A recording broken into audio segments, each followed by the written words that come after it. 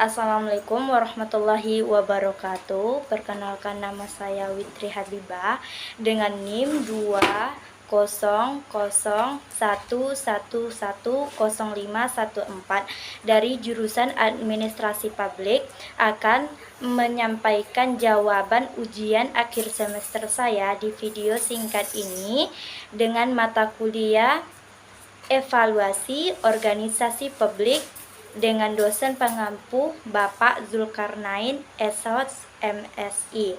Baiklah, saya langsung menjawab pertanyaan yang pertama. Pertanyaannya yaitu, apa perbedaan utama dalam melakukan evaluasi antara organisasi publik dan privat?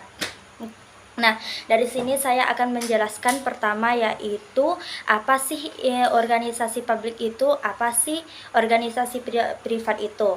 Organisasi publik adalah suatu organisasi yang berdiri untuk kepentingan umum, sedangkan organisasi privat ini didirikan untuk kepentingan swasta.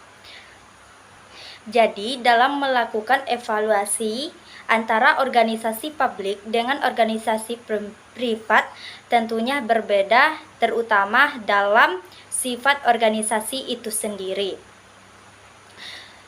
Organisasi publik didirikan untuk kepentingan masyarakat, sedangkan privat didirikan untuk kepentingan swasta.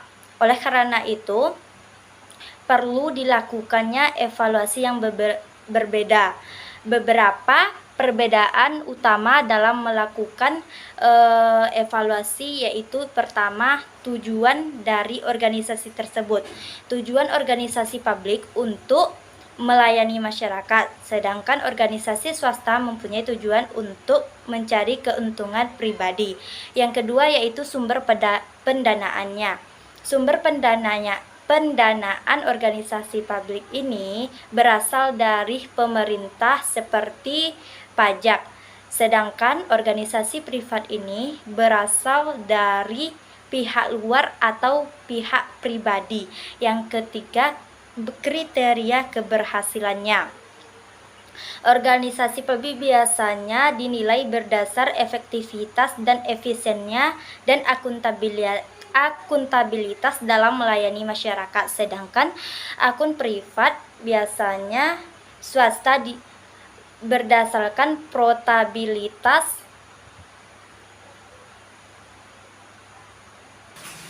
Selanjutnya, dari kriteria keberhasilannya.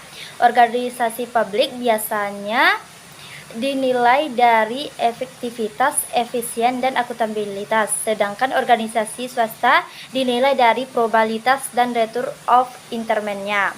Yang ketiga, transparansi.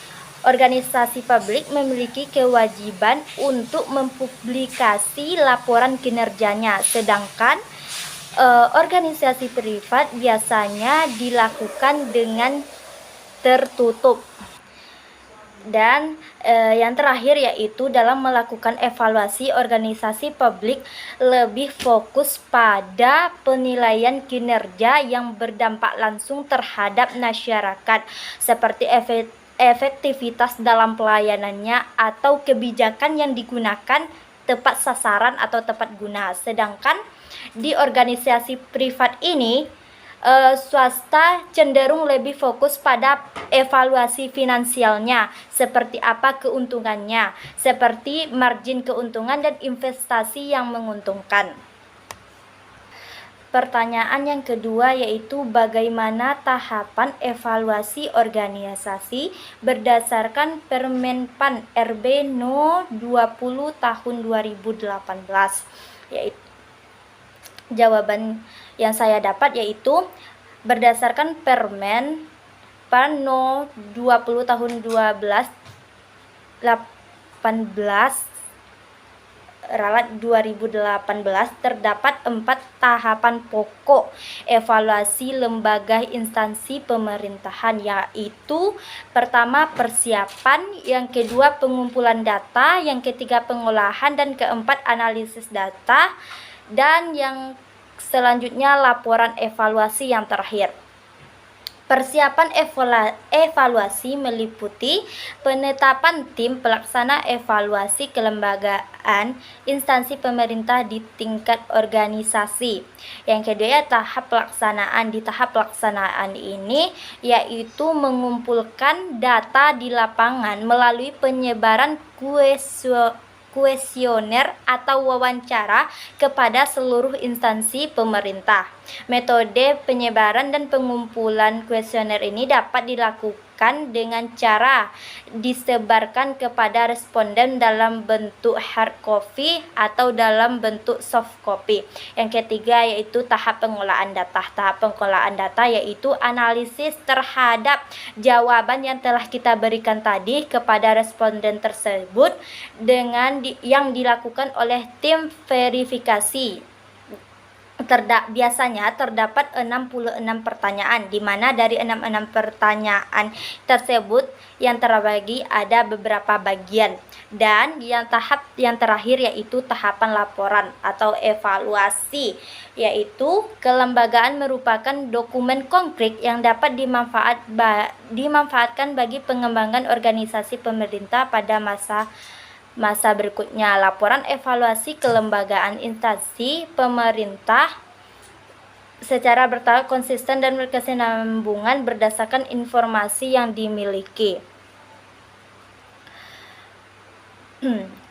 Pertanyaan untuk nomor 3 yaitu salah satu tahapan melakukan evaluasi organisasi secara umum adalah menemukan key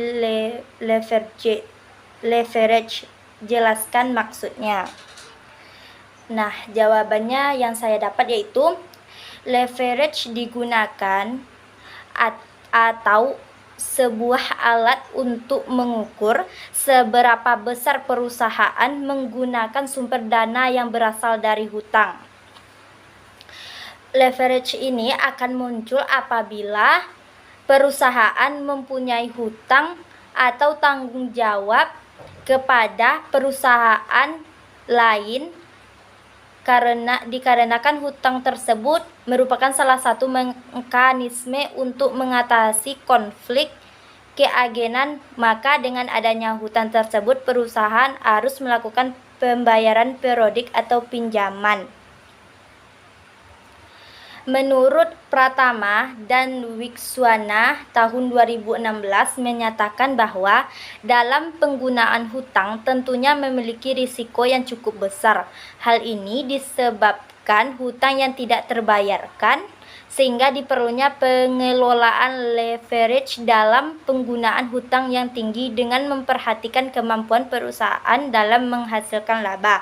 Perlunya pengelolaan leverage dikarenakan penggunaan hutang yang tinggi dapat meningkatkan nilai perusahaan. Nah, dari situ dapat kita simpulkan bahwa perlunya pengelolaan leverage ini dikarenakan penggunaan hutang yang tinggi dapat meningkatkan nilai perusahaan yang tinggi. Jadi, dalam tahap evaluasi leverage ini, apabila kita mempunyai hutang yang tinggi, maka kita juga memiliki nilai perusahaan yang tinggi. Itulah hasil dari jawaban yang saya dapat. Kalau ada kekurangan saya mohon maaf. Terima kasih kepada Bapak yang telah mengampu mata kuliah ini, dan terima kasih juga atas ilmunya. Wabillahi taufik wal hidayah. Wassalamualaikum warahmatullahi wabarakatuh.